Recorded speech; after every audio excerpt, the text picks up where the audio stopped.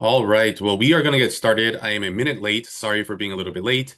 Today, we're going to be talking about college financial aid, how it's not necessarily stuck in stone. We will talk about kind of different ways to kind of think about negotiation, about leveraging things, right? But there are limitations to that. So we'll talk about those things. Okay. Now, as we're starting out, if you can just go ahead, make sure to kind of put your student's grade in the chat, just so I know who's here, kind of what grades we're talking to. In our coaching families in our Discord, I did mention, right, 2026 students, you need to be here, right? You need to be coming to the trainings to understand exactly what's going on, right? For 2027 students, right? Those students, well, this tax year is the most important tax year for you, so you should be thinking very carefully about what's going on with your taxes. Okay. So again, today it's June 25th, right? We are live here on Zoom, right? It's just after 5 o'clock, and we'll kind of get right started. Okay. So really quickly, this is what we're going to be covering today, right? We're going to talk about college financial aid, right? Getting it is great, but then now what, right? Is that it, right? The answer is most likely not. So we'll kind of talk about kind of what that looks like. I also do have a special offer that I've been offering since last week, but I'm only giving it to the people that are here live. Obviously, they took time out of their day. I want to reward them a little bit. Okay. Now, for those of you that are meeting me for the first time, right, my name is Coach David, right? I'm a former law school and college admissions reader, right? And I used to be a former lawyer, right? Now I am working in college admissions. I've helped thousands of families get to their dream colleges and also get money along the way, right? And I'm also ready to help your family save money. So hopefully we can do that over the course of our different trainings. Okay.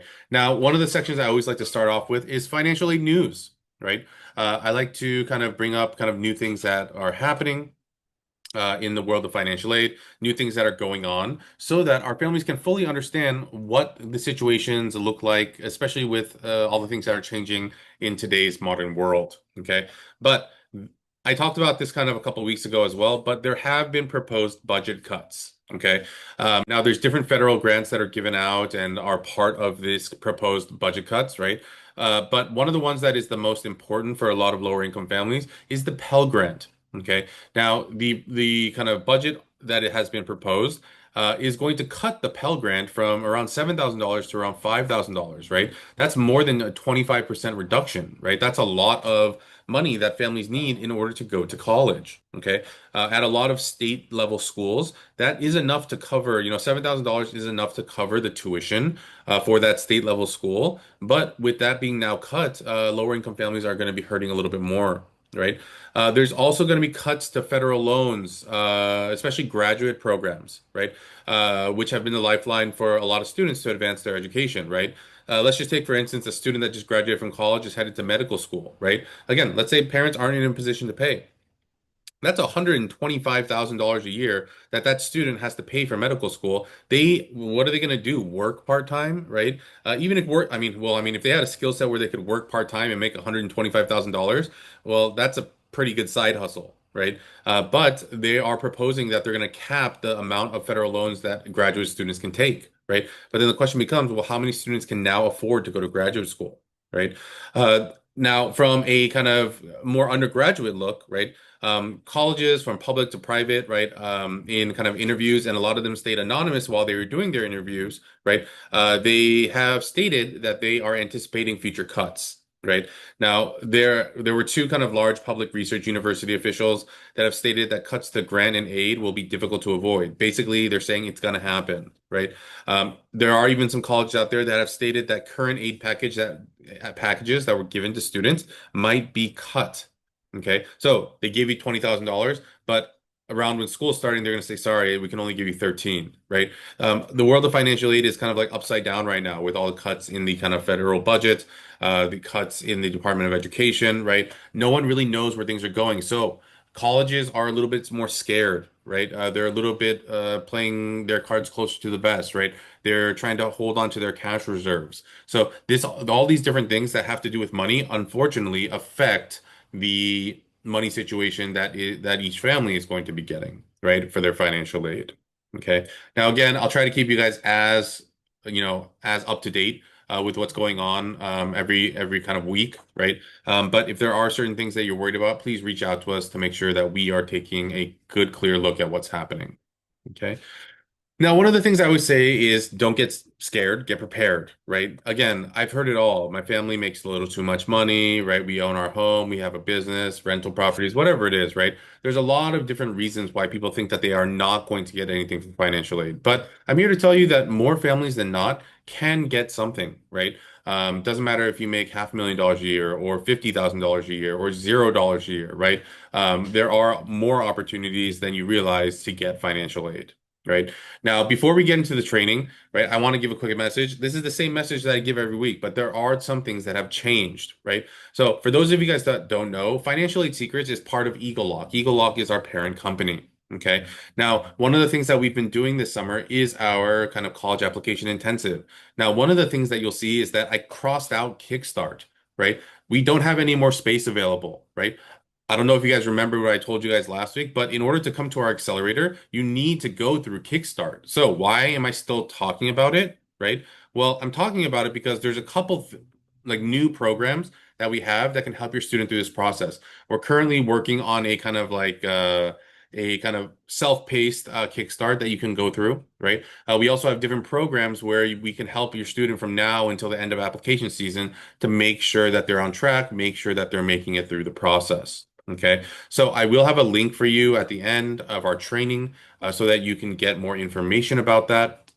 And then you can book a call with one of our advisors. Okay, so let's get into the training today, right? We're talking about college financial aid, kind of like the negotiate what's the word I'm looking for? The negotiability, I guess, right? How easy is it to negotiate? And like, can you leverage other awards that you've gotten, right? So the first thing that we need to do is look at what college costs look like, right? I know I went over very briefly like last week, the cost like of college and the hidden costs, but let's take a look at the breakdown of the total costs, right? So I'm going to be looking at Stanford, right? It's close to me, it's really expensive, so that's why I decided to choose that school, right? We're going to take a look at the costs, right? What the aid looks like, and then talk about strategies we can use to get more. Okay. So the first thing that we need to figure out is, okay, how much does it cost, right? So around $68,000 for tuition, another $22,000 for housing and food, student fees around 2,500, so on and so forth, yada, yada, yada, right? It's about $96,513 plus transportation costs, right? Depending on where you're coming from, it could be anywhere from a couple $100, right? It could be a couple $1,000. Roughly, let's just call it $100,000, right? That is what we're going to be spending for our student to go to this school. Okay. Now, let's take a look at a financial aid award, right? Now, it's a little hard to read on the right, so I kind of transposed it over to the left, right? Here are the things that we're given. They give us Stanford's Fund Scholarship for $61,807, right? They had outside scholarships for $2,500. Now, one of the things that I have always stated, right, is that outside scholarships are counted as financial aid, right? Your school, if you're going there and they were going to give you $10,000 and you got 2,500 on your own, right? They will only now give you 7,500. So this student that got this outside scholarship, good for them. But the problem with this is that from the Stanford's Fund Scholarship, they were probably going to give you somewhere in the realm of like $2,400, right? But you got 2,500 or not, sorry. They were going to give you about $64,000, but you got 2,500 on your own. That's why they probably reduced your Stanford Fund Scholarship to 61,807. Okay. So outside scholarships, yes, they sound really good. The question is, should you accept them or not? Okay. They also have loans and work study. Okay. So, like, again, loans and work study, like, again, that's not free money. You have to work for it or you have to pay it back. Right. So, it doesn't really, you're not really getting anything. Right. And again, the work study, it just means that you have the ability to work. Doesn't mean that they're just giving you money and then you work it off. Okay. A lot of people misunderstand that about work study. It's like, oh, yeah, we're going to give you the money first. Then you just work off the balance of whatever you have to do. That's not how it works, unfortunately. Okay. It basically means that you are authorized to get a campus job, right? They will pay you, and then you can work up to that amount. But usually, if you're working and you're doing good in your job, they'll just keep you on and keep paying you. Now, with cuts to the federal kind of budget, right? Especially with education, work study, it's not going to disappear, right? But the way that it is funded is going to change, right? So roughly before it was about 70% federal money, 30% money from the college. So if they were paying you $10 an hour, and I know that's like lower than minimum wage, but let's say they were paying you $10 an hour, right? Then $77 of that would be paid by the federal government. $3 of that would have been paid by the college. Now, with the proposed budget, that's actually going to flip. So what they're saying is that colleges, you need to start doling out more money, right? So now they're thinking about switching that. Now, what that means for the availability of on-campus jobs, I'm not 100% sure, but we'll kind of see what happens when the proposed budget either is accepted or not accepted and kind of figure it out from there. Okay. Now, looking at this, right? Again, the scholarship fund, right? 61,807. That's the only free money that we were given. The $2,500 outside scholarship, you did something for that. You applied to it, you wrote essays, you had an interview, whatever it is, right? Now, that's not a bad offer, right? If you really think about it, right? It's 60% off, over 60% off, right? But you have to think about what at the end of the day is coming out of your pocket at like each and every semester, right? Now, again, roughly 60,000 off, right? The total cost is around 100, right? That means that it's $40,000 a year. That's a 20K check that you have to write each semester. Now, I don't know any parent that would be happy writing a 20K check. Yes, of course. If it's Stanford, we might be a little happier to write it, but it still stings when you have to write that check. Okay. So what we're going to talk about now is what can you do about it, right? Because again, that's something important, right? Now, I always say this, right? When it comes to kind of financial aid, the crying baby gets more milk. If you whine and you constantly, like send them an email saying, "Hey, I need this. Hey, I need this. Hey, I need this," right? That's the baby that gets the kind of extra bottle. Okay. So the first thing that I tell families is ask for more, right? Now, whenever I say, yeah, let's go ahead and ask for more, right? Like especially like in April, right? In March and April when the decisions are coming out, right? And I always get this question, right? Well, what if they don't like that I'm asking for more? Like, what if they do something to my admissions decision because I'm asking for more financial aid? That's not going to happen. Okay. You have to remember the admissions process, once you get your acceptance letter, it's done. The only reason they're cutting you is because, well, you fail a bunch of classes or you lied on your application, whatever the situation is, right? Unless there is a flagrant misrepresentation of the student that you are, then you should be fine. Okay. Just because you're asking for more money does not mean they're going to do anything to your admissions decision. Okay. The process is done, right? Asking for more doesn't change your admissions decision. It might change your financial situation, though, right? And I see a lot of people, it's like, I don't want to get anyone's bad side or this or that. I don't want to get in trouble with the financial aid office. There's no trouble to get into, right? Again, one of the things you need to remember is that the financial aid office does not see you as a person. Yes, they categorize and they file your financial aid based on your name, but literally to them, you're just a formula in numbers, okay? So no one's feelings are going to get hurt, okay? So ask and you may receive, right? So again, the one thing I want you to take away from here is if you don't ask, you'll never know. Okay. So keep that in mind there. You can always ask for more. What's the worst they can say? No. Okay. Now, another thing that has come up more recently is that I have a lot of students, right? We did financial aid year one for them, right? They got a good aid package, but we're moving into year two, but something has changed in their family situation, right? Again, parents might get laid off, right? There might have been a divorce or separation. Maybe there's additional family members that you're taking care of, right? Grandma moved in, right? Your cousins moved in, whatever the situation is, right? The student's going from part-time to full-time, right? There's a lot of other situations that can be happening. So again, if you are going through a situation and you're unsure of how it's going to kind of affect you, please go ahead and reach out to me so that I can discuss the situation and tell you what I think it will happen in your situation. Okay. Now, the reason why these things might change your financial aid situation is that, well, when they do your financial aid, they look at the tax return from 2 years ago. A lot of things have happened since that time. Okay, so let's just think about the class of 2026. They're going to be using your 2024 tax return. We are 6 months removed from the end of the year. A lot of stuff can happen in 6 months, and by the time you turn in your financial aid, right, which is well, even not 4 months from now, right? In 10 months, a lot of things could have happened, right? You might have had, a position, but then maybe in 2025, in January, maybe you got laid off from your position, right? There was a huge decrease in your family's income, right? So you need to remember that things that happen to you after you file that particular year taxes, which is the 2 year, like the tax return from 2 years before your student's graduating, right? Then you do need to kind of think, okay, well, if something happens here, or if something happened here, how is that going to affect my situation? Again, if it's more complicated, sign up for a consultation. I will have a link at the end of our training here so that you can kind of talk to me and we can see what the situation looks like for you. Okay. But again, your tax returns from 2 years ago, they don't tell us about what's happening right now.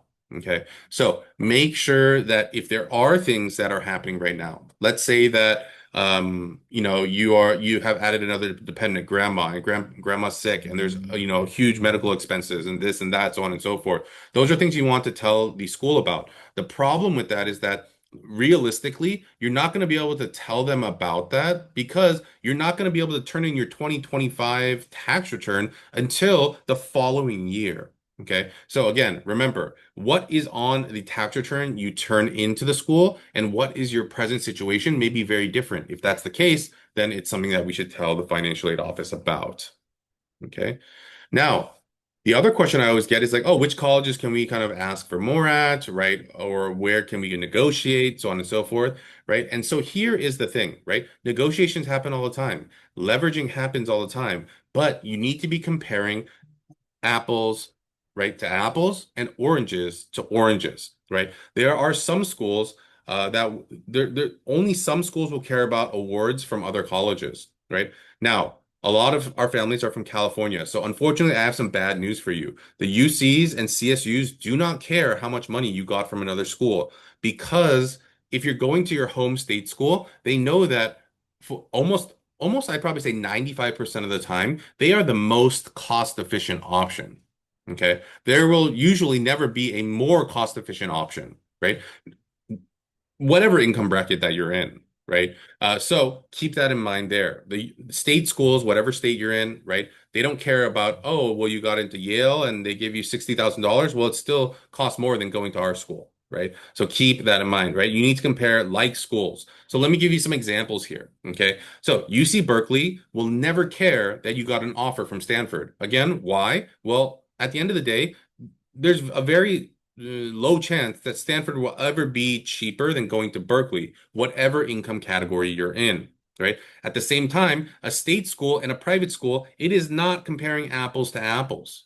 Okay. Now, another situation where you have to make sure you're looking at a good comparison is that Stanford will also never care about an offer from George Washington, right? The student profile that they're choosing at George Washington versus Stanford are going to be very different. Okay. So if you say, hey, Stanford, George Washington gave me 70 grand, right? Stanford's going to say, good for you, right? Because again, they don't see it as a rival or competitor. Okay.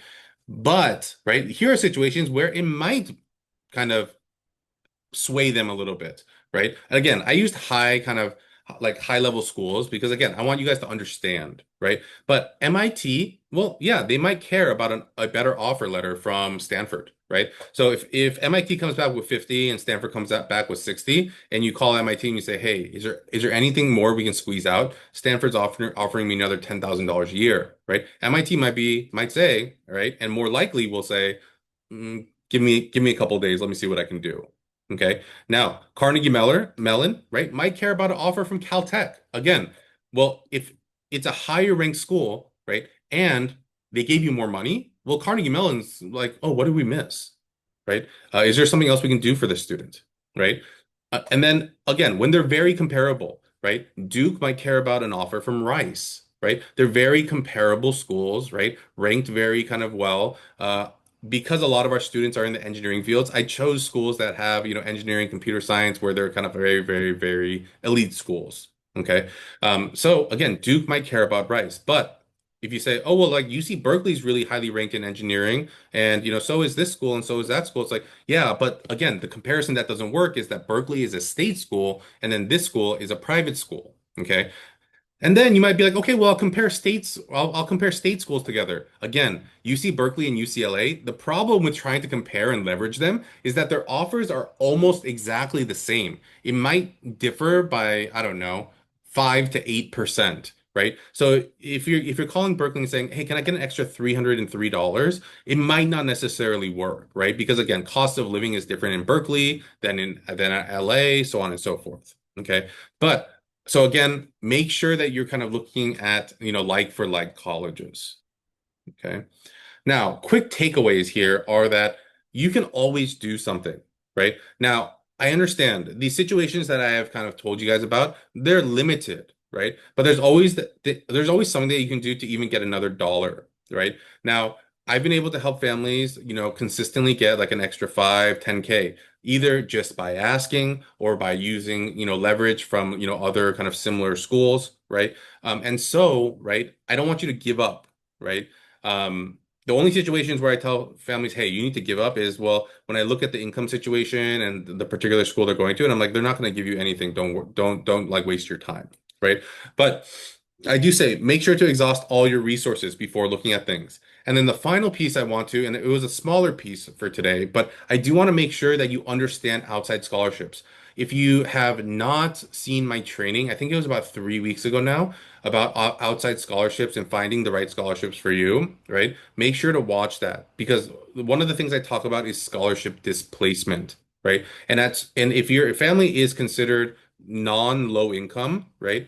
They will not allow you to stack your outside scholarships on top of the scholarships that the school or the federal government or the state government is giving to you. So keep that in mind there. Okay. Now, really quickly, I like to brag a little bit all the time, right? But again, we've been able to have some great results for our families, right? We were able to save this family that makes $350,000 a year, 30,000, 35,000, 37,000 from various different private schools. Okay. Again, they thought they were going to save zero, right? This family, they make $440,000 a year. We were able to get them $42,000 a year from Baylor. Okay. And then this family, they made it right around 230. We were able to save them right around $30,000 a year, right, in financial aid from a UC. Okay. So I do want to make sure that our families that are here today, right, you get that special discount, right? So what we'll do real quickly, we'll pause the recording, right? I'll explain the discount and then we will go back to like kind of Q&A, right? But if you guys are interested in talking to me about financial aid, if you're class of 2025 or not 25, 26, 27, 28, you should be talking to me now, right? Now, a lot of families might be saying, well, my kid is like a freshman going into sophomore year. Why do I talk to you now? Well, just like anything else in this world, our prices are increasing, right? Just like with everything else. Okay. And because of that, I tell families, well, if you can lock in your price now, you're like saving yourself money. Okay. So the earlier you sign up, the lower the costs are going to be because, well, hey, you don't have to worry about what the cost of our program is going to be in 2, 3, 4 years. Okay. But if you do want to talk to us, you can use the QR code there, or you can text money to 949-775-0865. If you are interested in our kind of college admissions programs, right? Again, if your student is a class of 2026, hasn't really started with anything, well, we're kind of in a little bit of a pickle because all of our seniors have started on their applications and their essays. Okay. So make sure to text college to 949-775-0865 or use that QR code on the right. Okay. Real quickly, we're gonna go kind of off recording to make sure that we have more people live next time, right? And for those that are watching the recording, right, again, try to be here at 5 o'clock on Wednesdays. You guys can take part in our kind of special discounts as well. Okay. All right, so we are back from the special discount that I'm offering to people that are here today, right? I did want to open it up for the kind of Q&A, right? If anyone has any questions about anything about the process, about financial aid, right? About our coaching programs, anything and everything, I am open to answering, right? For those of you guys that didn't know, I'm also one of the head coaches in the coaching program, right? So I also do work with students, but financial aid is another section that I also kind of another kind of piece of the company that I do work in. Okay. So I'll give you guys a couple seconds. If you guys do have questions, put them in the Q&A, put them in the chat. I will make sure to answer them.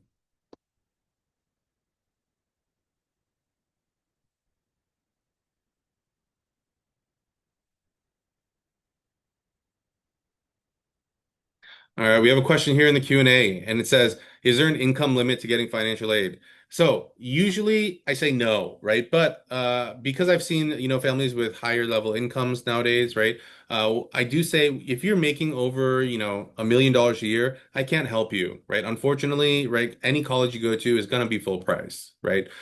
So it you can't expect to get anything, right? Now, let's say that your student is a star baseball player, star football player, star volleyball player. Then yes, there might be other kind of athletic awards or things that you might be able to get, but nothing from need-based financial aid. Okay. But if you're kind of under that level, right, then yes, I should be able to help. Okay. All right. Well, I don't see any other questions here, right? So again, thank you guys for joining me today. You know, in in any way that you guys, with any questions that you guys have, right? If you're a coaching family, reach out to us in Discord, right? If you're in our Facebook group, my face is right there. Just go ahead and click on it and click message. You can send me a message, okay? You can also send me an email, right? So whatever works for you guys, send it on over so we can help you understand your situation and so we can tell you if we can help or not, right? There's a lot of families that we turn away because it's like, you know what, in your situation, well, you don't really need us. You can do it on your own. This is how much you're going to get, right?